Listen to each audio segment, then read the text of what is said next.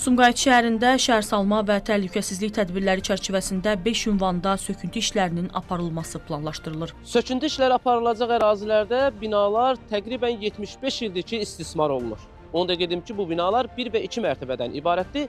Proses nəticəsində isə 1000-dən çox ailənin köçürüləcəyi planlaşdırılır. Məlumata görə artıq şəhərin bir neçə istiqamətində köhnə və istismar müddətini başa vurmuş binaların söküntüsü həyata keçirilib. Sökülməsi nəzərdə tutulan tikililər arasında Sumqayıtda Fin evi kimi tanınan binalar da var. İlkin mərhələdə söküntü işləri hazırda 21-ci məhəllə ərazisində həyata keçirilir və gördüyünüz kimi evlərin müəyyən bir hissəsi artıq sökülüb və söküntü işləri başa çatdıqdan sonra burada müasir infrastruktura uyğun olaraq yeni yaşayış komplekslərinin tikiləcəyi planlaşdırılır.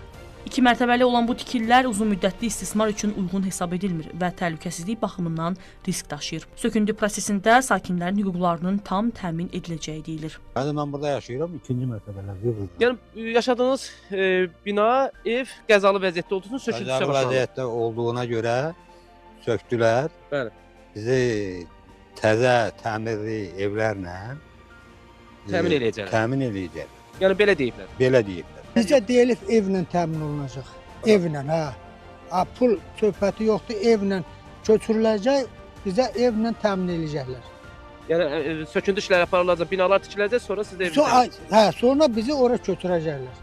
Hazırda proses bir neçə yaşayış massivində tətbiq olunur. Sumqayıt şəhərinin baş planına uyğun olaraq istismar müddətini başa alınmış yaşayış binalarının sökülməsi və yerində müasir yaşayış komplekslərinin inşa olunması prosesinə artıq başlanılıb.